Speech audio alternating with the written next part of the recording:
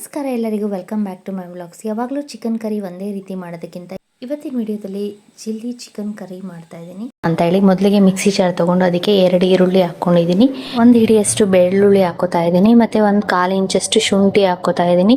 ನಾನು ಬೆಳ್ಳುಳ್ಳಿ ಎಷ್ಟು ತೊಗೊಂಡಿದ್ದೀನೋ ಅಷ್ಟೇ ಶುಂಠಿನೂ ಸಹ ತೊಗೊಂಡಿದ್ದೀನಿ. ಶುಂಠಿ ಕಮ್ಮಿ ಬೇಕಾದರೂ ಸಹ ನಾವು ಹಾಕ್ಕೋಬೋದು. ಇದ್ರ ಜೊತೆಗೆ ನಾನಿಲ್ಲಿ ಹಸಿಮೆಣಸಿನ್ಕಾಯಿ 7 ರಿಂದ 8 ಹಸಿಮೆಣಸಿನ್ಕಾಯಿ ಹಾಕೋತಾ ಇದ್ದೀನಿ, ಮತ್ತು 1 ಹಿಡಿಯಷ್ಟು ಕೊತ್ತಂಬರಿ ಸೊಪ್ಪಿಗಿಂತ ಒಂದು ಸ್ವಲ್ಪ ಜಾಸ್ತಿ ನಾನಿಲ್ಲಿ ಪುದೀನ ತೊಗೊಂಡಿದ್ದೀನಿ. ಪುದೀನ ಹಾಕ್ಕೊಂಡು ಎಕ್ಸ್ಟ್ರಾ ಫ್ಲೇವರ್ಗೋಸ್ಕರ ನಾನಿಲ್ಲಿ ಗೋಡಂಬಿ ಹಾಕೋತಾ ಇದ್ದೀನಿ. ಒಂದು 5 ರಿಂದ 6 ಅಷ್ಟು ಗೋಡಂಬಿನ ನೆನೆಸ್ಬಿಟ್ಟು ಹಾಕ್ಕೊಂಡಿದ್ದೀನಿ. ಇಷ್ಟನ್ನು ನುಣ್ಣಕ್ಕೆ ರುಬ್ಕೋತಾ ಇದ್ದೀನಿ. ರುಬ್ಕೊಳ್ಳುವಾಗ ನಾನು 1 ಟೀ ಸ್ಪೂನ್ ಅಷ್ಟು ಜೀರಿಗೆ ಮತ್ತು ಒಂದು ಸ್ವಲ್ಪ ಮೆಣಸನ್ನ ಹಾಕ್ಕೊಂಡು ನುಣ್ಣಕ್ಕೆ ರುಬ್ಕೊಂಡಿದ್ದೀನಿ. ಹೀಗೆ ಮೆಣಸನ್ನ ರುಬ್ಕೊಳ್ಳೋದಕ್ಕೆ ಹಾಕ್ಕೊಂಡಿಲ್ಲ ಅಂದರೆ ನಾವು ಚಿಕನ್ ಬೇಯಿಸ್ಕೊಳ್ಳುವಾಗಾದರೂ ಪೌಡ್ರ್ ಮಾಡಿ ಹಾಕ್ಕೋಬೋದು.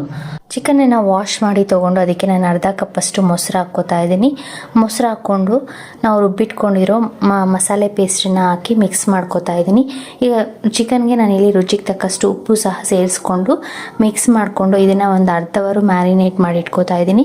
ಅರ್ಧ ಅವರ್ ಆಗಲಿಲ್ಲ ಅಂದರೆ ನಾವು ಒಂದು 20 ನಿಮಿಷ ಆದರೂ ಚಿಕನನ್ನು ಮ್ಯಾರಿನೇಟ್ ಮಾಡ್ಕೋಬೇಕು. ಚಿಕನನ್ನು ಒಂದು ಹಾಫ್ ಆನ್ ಅವರ್ ಮ್ಯಾರಿನೇಟ್ ಮಾಡ್ಕೊಂಡಿದ್ದಾದಮೇಲೆ ಫ್ರೈ ಮಾಡ್ಕೊಳ್ಳೋದಕ್ಕೆ ಅಂತ ಬಾಣಲೆ ಇಟ್ಕೊಂಡು ಅದಕ್ಕೆ 1 ಟೇಬಲ್ ಸ್ಪೂನ್ ಅಷ್ಟು ಎಣ್ಣೆ ಹಾಕ್ಕೊಂಡು ಚಕ್ಕೆ, ಲವಂಗ, ಸ್ಟಾರನ್ನು ಹಾಕ್ಕೊಂಡಿದ್ದೀನಿ.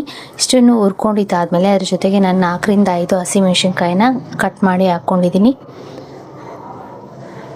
ಮೀಡಿಯಮ್ ಉರಿಲಿಟ್ಕೊಂಡು ಹಸಿಮೆಣಸಿನ್ಕಾಯಿನ ಒಂದು ಸ್ವಲ್ಪ ಹೊತ್ತು ಫ್ರೈ ಮಾಡ್ಕೊಂಡಿದ್ದಾದಮೇಲೆ ಇದಕ್ಕೆ ನಾನು ಚಿಕ್ಕದು 1 ಈರುಳ್ಳಿನ ಸಣ್ಣಗೆ ಉದ್ದಕ್ಕೆ ಕಟ್ ಮಾಡಿ ಹಾಕ್ಕೊಂಡು ಫ್ರೈ ಮಾಡ್ಕೋತಾ ಇದ್ದೀನಿ.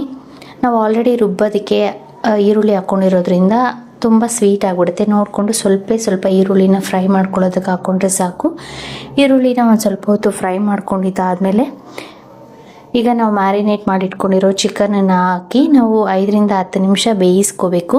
ನಾವು ಆಲ್ರೆಡಿ ಮ್ಯಾರಿನೇಟ್ ಮಾಡೋದಕ್ಕೆ ಉಪ್ಪು ಹಾಕಿರೋದ್ರಿಂದ ಉಪ್ಪು ಸಾಲಿಲ್ಲ ಅಂದರೆ ಲಾಸ್ಟಲ್ಲಿ ಚಿಕನ್ ಬೆಂದ ಮೇಲೆ ನೋಡಿಕೊಂಡು ಉಪ್ಪು ಹಾಕ್ಕೋಬೇಕು. ಈಗ ಚಿಕನನ್ನು ಹಾಕ್ಕೊಂಡು ಮಿಕ್ಸ್ ಮಾಡಿಕೊಂಡು ನಾವು ಚಿಕನ್ ಬೇಯೋವರೆಗೂ ಒಂದು 5 ರಿಂದ 10 ನಿಮಿಷ ಬೇಯಿಸ್ಕೋಬೇಕು. ಚಿಕನನ್ನು ಅರ್ಧ ಬೇಯಿಸ್ಕೊಂಡಿದ್ದಾದಮೇಲೆ ನಾನು ಇಲ್ಲಿ ಮಿಕ್ಸಿ ಜಾರಲ್ಲಿ ಒಂದು ಸ್ವಲ್ಪ ಮಸಾಲ ಉಳಿದಿತ್ತು.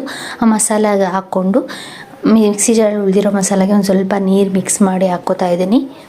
ನೀರು ಮಿಕ್ಸ್ ಮಾಡಿ ಹಾಕ್ಕೊಂಡು ಮಿಕ್ಸ್ ಮಾಡಿಕೊಂಡು ಇದ್ರ ಜೊತೆಗೆ ನಾನು 1 ಸ್ಪೂನಷ್ಟು ಗರಂ ಮಸಾಲ ಹಾಕ್ಕೋತಾ ಇದ್ದೀನಿ. ಗರಂ ಮಸಾಲ ಹಾಕಿ ಮಿಕ್ಸ್ ಮಾಡಿಕೊಂಡು ಅರ್ಧ ಚಿಕನ್ ಬೆಂದಿತ್ತಲ್ಲ ಇನ್ನೊಂದು ಸ್ವಲ್ಪ ಹೊತ್ತು ಬೇಯಿಸ್ಕೊಂಡ್ರೆ ಚಿಕನ್ ಬೆಂದರೆ ಚಿಲ್ಲಿ ಚಿಕನ್ ಕರ್ರಿ ರೆಡಿ ಆಗುತ್ತೆ. ಇದನ್ನು ನಾವು ಗೀ ರೈಸ್ ಜೊತೆ ತಿನ್ಬೋದು, ಚಪಾತಿಗೂ ತಿನ್ಬೋದು, ಮುದ್ದೆ ಜೊತೆಗೂ ಸಹ ತುಂಬ ರುಚಿಯಾಗಿರುತ್ತೆ. ನಾನಿಲ್ಲಿ ತುಂಬ ನೀರಾಗಿ ಮಾಡ್ಕೊಂಡಿರ ಒಂದು ಸ್ವಲ್ಪ ಮೀಡಿಯಮ್ ಆಗಿ ತಿಕ್ಕಾಗಿ ಮಾಡ್ಕೊಂಡಿದ್ದೀನಿ. ನಾವು ಬೇಕು ಅಂದರೆ ಸ್ವಲ್ಪ ನೀರಾಗಿ ಬೇಕು ಅಂದರೆ ಒಂದು ಸ್ವಲ್ಪ ನೀರು ಹಾಕಿ ಕಾಯಿಸ್ಕೋಬೋದು.